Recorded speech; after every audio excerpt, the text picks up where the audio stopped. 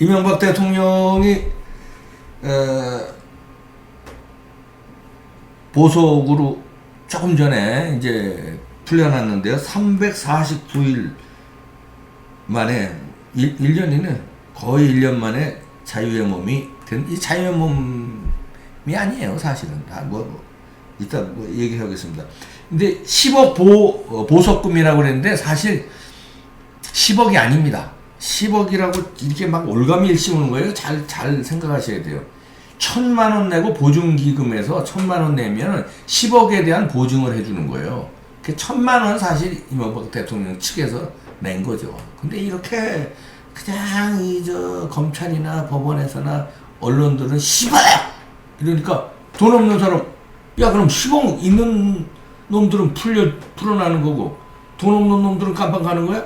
이렇게 잘못된 인상을 막 심어주는 거예요. 10억이 아닙니다. 10억에 대한 10억을 보증하는 걸로 1,000만 원을 낸 거예요. 그렇게 얘기해야지, 1,000만 원. 이렇게 합니다. 그래 풀려났는데, 이명박 전 대통령이 청구한 보석 청구를 거주와 통신을 엄격히 제한하는 조건부로 인용했습니다. 완전 자유의 몸이 아니에요. 집에만 있어라. 그 다음에 아무나 만나면 안 되고, 가족하고, 직계 가족하고, 변호사 외에는 못 만난다. 통신 제한한다. 이런 조건부로 인용했습니다. 자, 보시죠.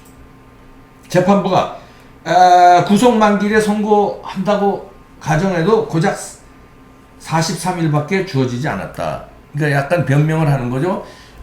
재판부는 이제 이명박을 왜 풀어줘? 이런 이제 좌파 시민들이나 언론이 공격을 받을 것 같으니까, 그래봐야 만기를 채워도, 구속영장 청구한 거 만기를 채워도 43일밖에 더 빨리 안 내보내준 거다. 이렇게 약간 변명 비슷하게 이렇게 욕먹을 걸 이렇게 피해가는 것 같습니다. 그리고 심리하지 못한 증인수를 감안하면 만기일까지 충실한 심리를 끝내고 선고하기는 불가능하다.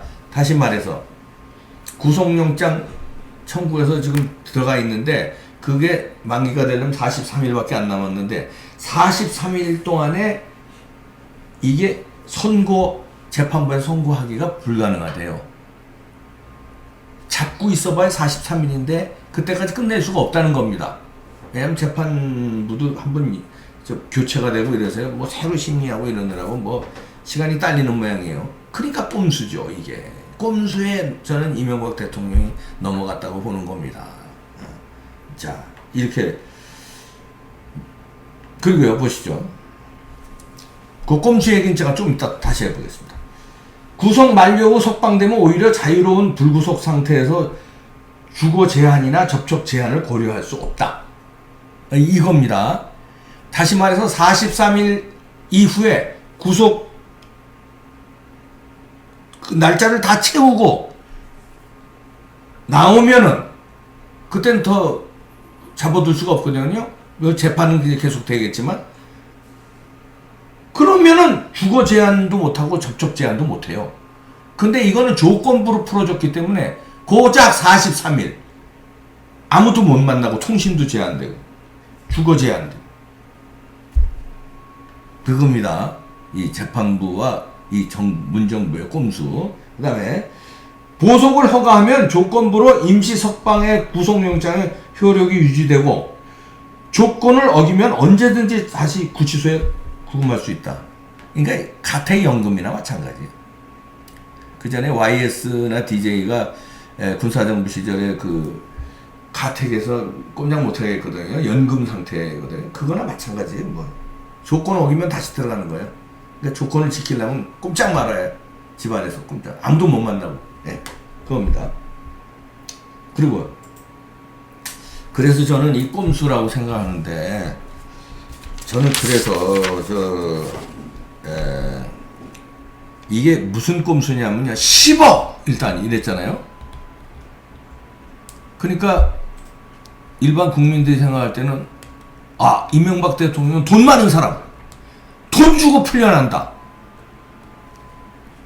이런 이미지를 더 씌우려는 목적이 있었던 것 같습니다. 사실 10억이 아니라 1,000만 원 가지고 보증기금에서 보증 뭐 기금을 1,000만 원 넣고 그래서 그걸 갖다가 내면 그 채권을 넣으면 그 채권이 10억짜리죠. 그러나 이명박 대통령 내는 건 1,000만 원인데 그래서 돈 많은 이명박의 이미지를 해서 부당하게 나오는 것처럼 하는 덧씌우려는 꼼수가 있지 않았나. 아니 제가 판단하는 거예요. 그러니까 이런 꼼수가 있었고 어차피 구속 시간 내에 재판이 자기네들이 선고할 자신이 없으니까 이런 꼼수를 또 폈다. 그러니까 검찰은 지금 반대를 왜 풀어주냐 이런 반대를 하는데 또 세 번째 꼼수는 재판부와 지금 청와대와의 미묘한 그 약간의 긴장 관계 이걸 재판부가 말을 감안했을 수도 있다 봅니다. 뭐냐면 이제 검찰에서는 풀어주지 말라는 거 아니에요? 검찰은 이제 현 정부의 소속 기관이나 마찬가지고 행정부고 이제 3권 분립된 데가 이제 재판부 아닙니까? 재판부에서는 약간 풀어주면서 검찰하고 약간의 그 의견이 다르다는 걸 보여주면서 청와대가 약간의 의견 노출을 요런 꼼수도 저는 숨어 있다고 보는데 저는 욕먹을 각오로 감히 말씀드리면 이명박 대통령이 이런 제한적인 10억 운운하고 인신의 제한, 통신의 제한하는 보석 석방은 받질 말고 감옥에서 그냥 버텼어야 된다고 생각합니다. 그래야 43일이에요. 한 달 조금 더 있으면 진짜 자유의 몸이 되는데 그리고 떳떳하게 자기가 만날 사람 다 만나고 자기가 자유의 몸으로 활동할 거 다 하면서 재판을 떳떳하게 받을 수 있는데 그거 조금 불편하다고 43일을 못 참아서 이 제한된 몸으로 굴복해서 10억 소리 들어가면서 나오는 거. 왜냐면 제가 욕먹을 각오로 말씀드리는데 왜냐면은 이제 그 감옥의 하루하루가 얼마나 고통스럽겠습니까만은 물론 고통스럽죠. 전 뭐 안 있어봐서 모릅니다만 있는 사람들은 고통스럽다 그래요. 그러나 그건 민간인 얘기지. 사업하다가 뭐 잘못해서 들어간 사람들 뭐 아니면 사고로 들어간 사람들 뭐 이런 뭐 강도 뭐 이런 사람들 얘기지. 대통령이까지 지낸 사람이 맞설 줄을 알아야죠. 부당한 이 문재인 정권의 이 사법 횡포 거기에 억울하게 들어가 있는 수많은 당신을 포함해서 이명박 대통령을 포함해서 박근혜 대통령 양승태 대법원장 사건 뭐 그 밑에 얼마나 많은 사람들이 지금 구치소에서 직권남용 직무유기로 말도 안 되는 죄로 들어가 있습니까? 그럼 그거에 항거한다는 의미로 내가 항거한다. 난 43일 안 받아. 정당하게 나를 자유의 몸으로 재판받게 정당한 법 집행을 하든가 아니면 이렇게 꼼수로 뭐 10억 이런데 꼼수로 나를 올가매려고 그러고 나를 제한하고 통신의 자유 제한하고 가택연금 상태로 제한하는 이런 부당한 행위는 난 참을 수 없다. 난 여기 구치소에 있겠다. 나 안 나가겠다. 이러고 버텼어야죠. 대통령까지 한 사람이 보수 우파의 상징인 두 대통령이 지금 뿐만 아니라 얼마나 많은 사람이 지금 억울함을 당하고 있는데 문재인 정권에 항거하는 모습을 보였어야죠. 그걸 구차하게 1,000만 원 내고 나오면서 10억 소리를 듣고 제한을 다 받고 제한을 받는다는 거는 굴복한다는 거예요. 떳떳하게 재판에 임해야죠. 억울하게 내가 그러면 감옥에 있다는 인상을 국민들에게 줌으로써 보수 우파도 살고 저 문재인 정권이 탄압 정권이구나. 저게 잘못한 사법 집행을 하고 있구나. 이걸 만천하에 몸으로 한 거예요. 왜냐하면 일반 개인이 아니잖아요. 장사하던 사람이 아니잖아요. 잡범이 아니잖아요. 대통령 한 사람이잖아요. 그럼 뭔 큰 죄를 졌든. 그러면 그걸 항거해야지, 몸으로. 저는 그렇게 생각합니다.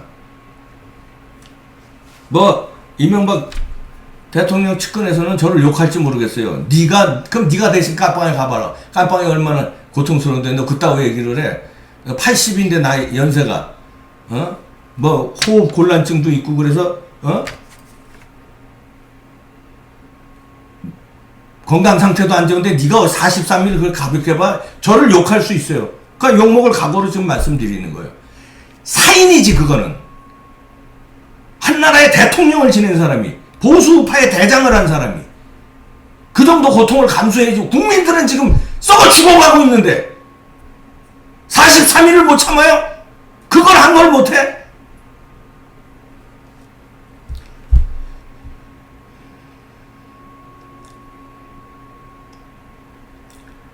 그래서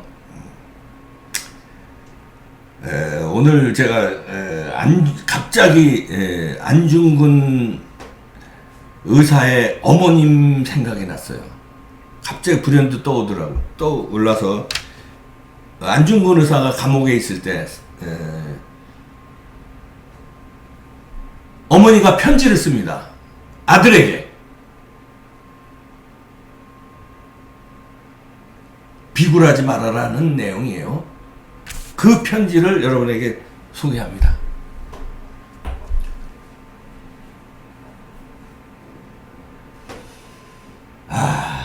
뭐 덮어주시죠. 이거 크게 보이게. 이게 눈물이 나서 읽을 수가 없네. 아들아, 내가 만약 늙은 어미보다 여러분들이 읽으시죠. 먼저 죽는 것을 불효라 생각한다면 이 어미는 웃음거리가 될 것이다. 너의 죽음은 너 한 사람의 것이 아니라 조선인 전체 공분을 짊어지고 있는 것이다.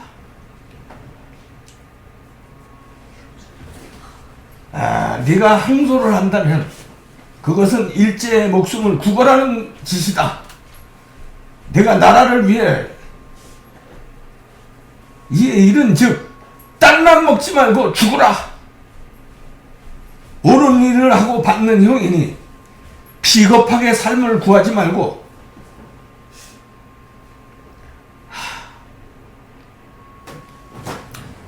대의에 죽는 것이 어미에 대한 효도다.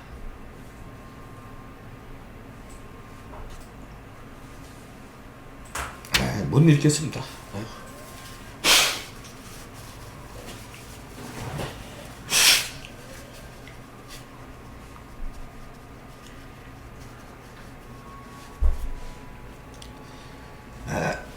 일제시대에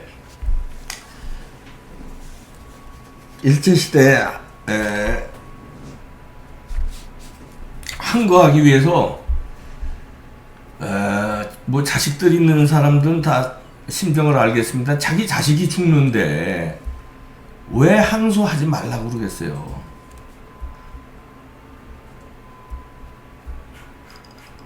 일제시대에 항거하라는 얘기 아닙니까? 걔는 저는 이명박 대통령도로 목숨을 바치라는 얘기 아닙니다. 그렇게 제가 잔인한 얘기 하는 게 아니라 안중근 어머니는 자기 아들한테 목숨 바치라는 얘기고 비굴하게 항소하지 말아라. 네 목숨으로 일제에 항거하라는 얘기고 저는 안중근 어머님처럼 그렇게 주문하는 건 아닙니다. 그런 절박한 심정은 아니지만 43일 구치소에 좀 더 계시는 거예요. 뭐 불편하겠지만 안중근 의사는 자기 귀한 아들의 목숨을 바치라고 아들에게 주문을 하는 거고 저희의 주문은 저희라고 하면 다 욕먹을 수 있으니까 제가 욕먹을 각오로 말씀드립니다. 저의 주문은 43일간 어참 몇 달 있었잖아. 지금 5개월간 계셨나요? 한 달 정도 조금만 더 있으면 되잖아요. 그것도 한 걸 못합니까? 이 폭정 앞에서 문재인 대통령의 이 폭정, 경제 엉망으로 만들고 미세먼지 엉망으로 만들고 한미 관계 엉망으로 만들고 대북 관계 이렇게 해서 우리가 핵 보유국으로 김정은이 만들어주고 한일 관계 엉망으로 만들고 청년들 다 실업자 되고, 예? 가게들 문 닫는 데가 그냥 속출하고, 이런 상황에서 전직 대통령이면 한 거 해야 되는 거 아닙니까? 43일을 못 참아요, 그 안에서?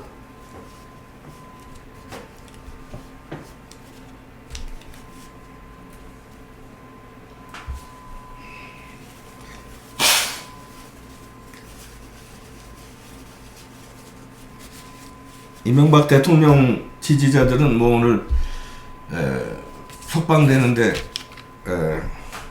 뭐 환영하면서 뭐 그러더라고요. 아니 그분들도 뭐 이해합니다. 자기 주군이 풀려나는데 기분 좋으시겠죠. 가족들도 얼마나 기분 좋으시겠습니까? 참 나라에 어른이 없는 거에 대해서 참 슬퍼지는 현실입니다. 우리 민초들은 누구를 믿고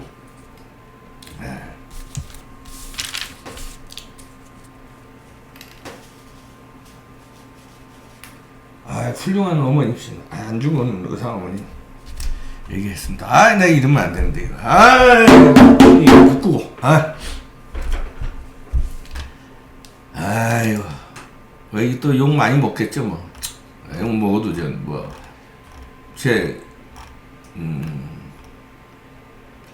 제 생각을 말씀드린 겁니다. 욕해도 뭐 달게 받겠습니다.